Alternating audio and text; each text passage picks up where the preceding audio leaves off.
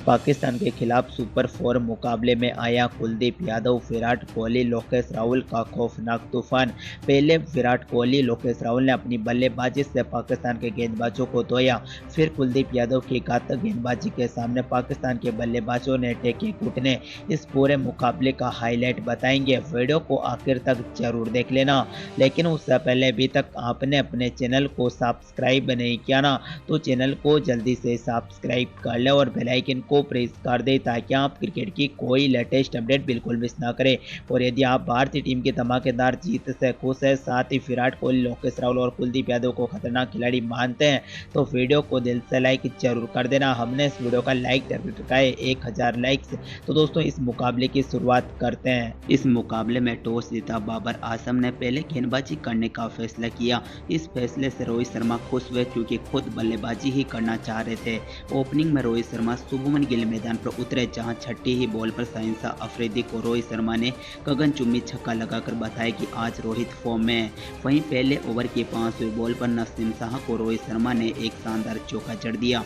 फिर दूसरे ओवर की पहली बॉल पर शाहिन अफरीदी को शुभमन गिल ने एक और चौका लगाया।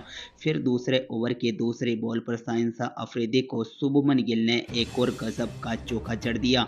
दूसरे ओवर की 5वीं बॉल पर शाहिन अफरीदी को शुभमन गिल ने एक और चौका लगाया। फिर तीसरे ओवर की 5वीं बॉल पर नसीम शाह की बॉल पर रोहित शर्मा के ऊपर अपील हुई। बैट और बॉल के बीच काफी ज्यादा गैप होने की वजह से रोहित शर्मा को जीवन दान मिला, लेकिन पाकिस्तान टीम ने रिव्यू लिया था, वो रिव्यू लॉस्ट हो गया और मोहम्मद रिजवान काफी नतमस्तक हुए। फिर चौथे ओवर की दूसरी बॉल पर शाहिन अफरीदी को शुभमन गिल ने एक गजब का चौका लगाया। चौथे ओवर की 5वीं बॉल पर शाहिन अफरीदी को शुभमन गिल ने सामने की दिशा में एक बहुत ही बढ़िया चौका जड़ दिया। चौथे ओवर की छठी बॉल पर शाहिन अफरीदी को शुभमन गिल ने अनादर एक और चौका लगा दिया। यानी कि टोटल 2 ओवर में शुभमन गिल ने शाहिन अफरीदी के 2 ओवर में 6 चौके जड़ दिए। फिर 7वें ओवर की पहली बॉल पर नसीम शाह को शुभमन गिल ने एक और चौका लगाया। 7वें ओवर की तीसरी बॉल पर नसीम शाह की बॉल पर शुभमन गिल ने एज लगा, लेकिन फिर भी गेंद चौके की तरफ बढ़ी। फिर 8वें ओवर की दूसरी बॉल पर फरीम अशरफ की बॉल पर शुभमन गिल ने एक और शानदार चौका लगा दिया। गिल को रोकना काफी मुश्किल हो चुका था इस मुकाबले में। फिर 9वें ओवर की तीसरी बॉल पर नसीम शाह को रोहित शर्मा ने एक बहुत ही बढ़िया सामने की दिशा में चौका लगा दिया। फिर 9वें ओवर की चौथी बॉल पर नसीम शाह को रोहित शर्मा ने बैक टू बैक चौके लगाए और काफ़ी बढ़िया साझेदारी हुई इन दोनों खिलाड़ियों के बीच। फिर 10वें ओवर की चौथी बॉल पर फरीम अशरफ की बॉल पर शुभमन गिल ने बैक टू बैक चौके लगाए।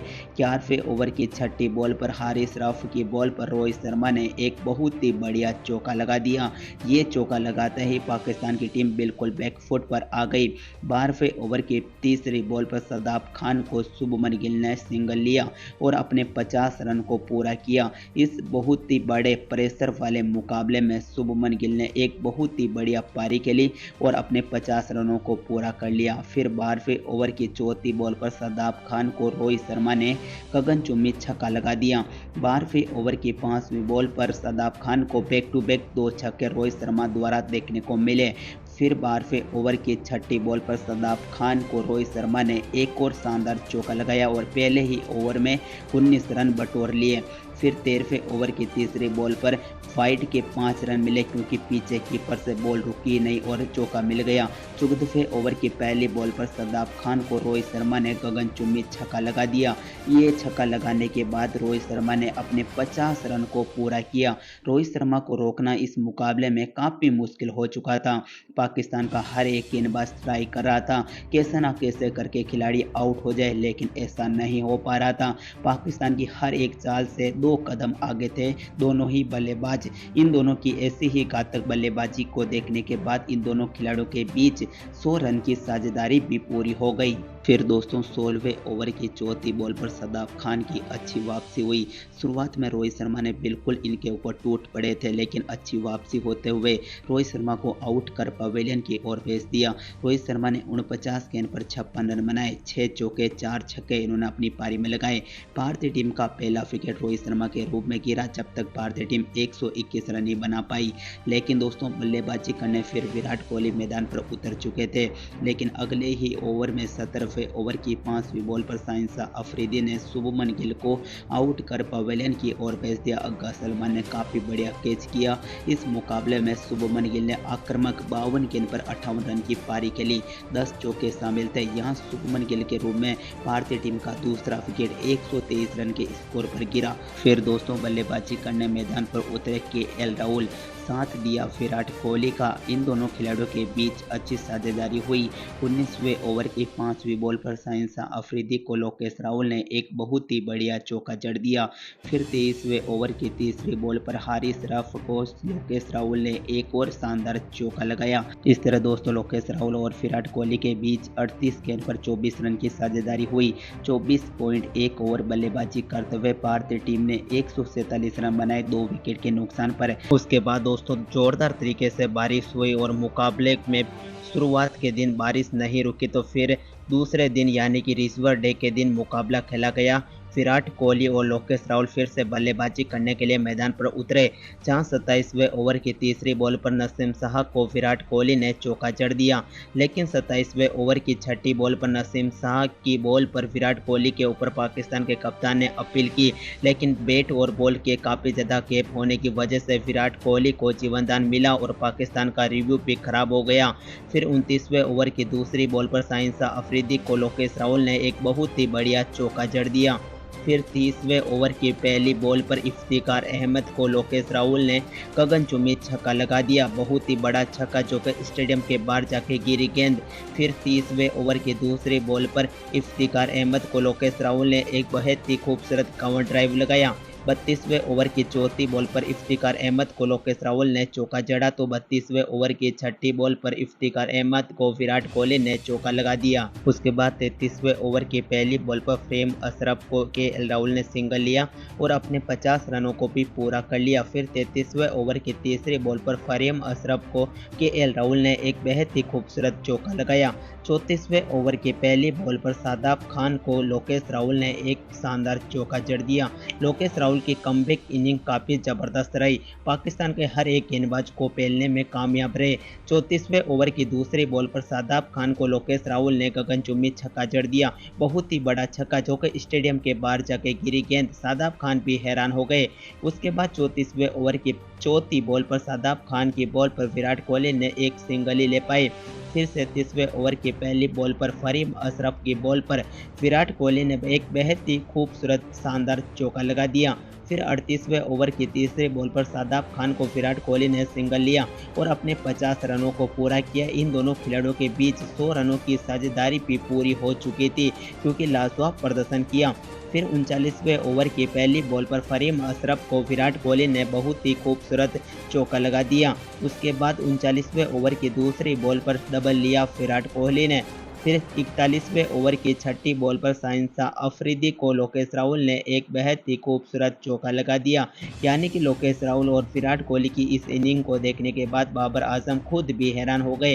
सोचने लगे अब इनको कैसा रोका जाए। 42वें ओवर की पहली बॉल पर इफ्तिकार अहमद को विराट कोहली ने गगनचुंबी एक ग्लोरियस छक्का जड़ दिया। 42वें ओवर की 3री बॉल पर इफ्तिकार अहमद को विराट कोहली ने चौका लगाया। इन दोनों खिलाड़ियों के बीच 150 रनों की साझेदारी भी पूरी हो चुकी थी। फिर 44वें ओवर की 3री बॉल पर फरीम अशरफ को लोकेश राहुल ने चौका जड़ दिया। 44वें ओवर की 5वीं बॉल पर फरीम अशरफ को लोकेश राहुल ने एक क्लासिकल शॉट लगाकर चौका जड़ा। 44वें ओवर की 6ठी बॉल पर फरीम अशरफ को लोकेश राहुल ने सिंगल लिया और दोस्तों टीम इंडिया ने 300 रन भी पूरे कर लिए। उसके बाद 46वें ओवर की चौथी बॉल पर नसीम शाह को विराट कोहली ने गगनचुंबी छक्का जड़ दिया। विराट कोहली लोकेश राहुल की ऐसी बल्लेबाजी आज तक आपने कभी भी नहीं देखी होगी। उसके बाद 46वें ओवर की 6ठी बॉल पर नसीम शाह को लोकेश राहुल ने डबल लेकर अपनी कमबैक इनिंग में अपने शतक को पूरा किया। लोकेश राहुल की इस धमाकेदार बल्लेबाजी को 10 में से कितने अंक देंगे कमेंट जरूर करना। उसके बाद 47वें ओवर की की तीसरी बॉल पर शाहिन अफरीदी को विराट कोहली ने सिंगल लिया और विराट कोहली ने भी अपने शतक को पूरा किया। 47वां शतक विराट के बल्ले से निकला। उसके बाद 47वें ओवर की चौथी बॉल पर शाहिन अफरीदी को लोकेश राहुल ने एक बेहद ही खूबसूरत चौका लगाया और लोकेश राहुल और विराट कोहली के बीच 200 रनों की साझेदारी भी पूरी हो गई, यानी कि एक बहुत ही बढ़िया साझेदारी देखने को मिली। उसके बाद 47वें ओवर की 5वीं बॉल पर शाहिन अफरीदी को लोकेश राहुल ने एक और चौका लगा दिया। 48वें ओवर की 5वीं बॉल पर इफ्तिकार अहमद को विराट कोहली ने एक और गजब का चौका लगाया। उसके बाद 49वें ओवर की 5वीं बॉल पर फहीम अशरफ की बॉल पर विराट कोहली ने एक बेहद ही खूबसूरत चौका लगाया, लेकिन ये बॉल नो बॉल थी। तो 49वें ओवर की 5वीं बॉल पर फहीम अशरफ को विराट कोहली ने एक और चौका जड़ दिया, यानी कि विराट ने एक बॉल पर ही टोटल 9 रन बटोर लिए। इसी वजह से इन्हें कहते हैं किंग कोहली, कुछ भी करके दिखा सकते हैं। 49वें ओवर की छठी बॉल पर फहीम अशरफ को विराट कोहली ने लास्ट की बॉल पर छक्का लगाकर इतिहास रच दिया। इस तरह दोस्तों भारतीय टीम 50 ओवर में 356 रन बना दिए 2 विकेट के नुकसान पर। यहां पर भारत के चारों बल्लेबाजों ने गजब का प्रदर्शन किया। विराट ने 122 नॉट आउट और लोकेश राहुल ने 111 नॉट आउट रन बनाए। 357 का टारगेट मिला। पाकिस्तान टीम से ओपनिंग करना है इमाम उल हक, साथ दिया फखर जमान ने। जहां पहले ओवर की तीसरी बॉल पर मोहम्मद सिराज को इमाम उल हक ने चौका जड़ दिया, लेकिन चौथे ओवर की दूसरी बॉल पर जसप्रीत बुमराह ने इमाम उल हक को आउट कर पवेलियन की ओर भेजा। इमाम उल हक 18 गेंद पर 9 रन ही बना पाए। इमाम उल हक के रूप में पाकिस्तान का पहला विकेट 17 रन के स्कोर पर गिरा। फिर 7वें ओवर की तीसरी बॉल पर मोहम्मद सिराज को फखर जमान ने एक शानदार चौका लगाया। 8वें ओवर की दूसरी बॉल पर जसप्रीत बुमराह को बाबर आजम ने एक बहुत ही बढ़िया चौका जड़ दिया। 90वें ओवर की चौथी बॉल पर मोहम्मद सिराज को बाबर आजम ने बहुत ही बढ़िया चौका लगाया, लेकिन 10वें ओवर की चौथी बॉल पर हार्दिक पांड्या ने बाबर आजम को पवेलियन की ओर पहुंचा दिया। इस मुकाबले में बाबर आजम ने 24 गेंद पर 10 रन बनाए, 2 चौके शामिल थे। बाबर आजम के रूप में पाकिस्तान का दूसरा विकेट 43 रन के स्कोर पर गिर चुका था, यानी कि पाकिस्तान इस मुकाबले में बिल्कुल थी ही नहीं, क्योंकि एक तरफा हारी। उसके बाद 11वें ओवर की चौथी बॉल पर शार्दुल ठाकुर ने मोहम्मद रिजाद को कैच आउट के जरिए आउट कर पवेलियन की ओर भेज दिया।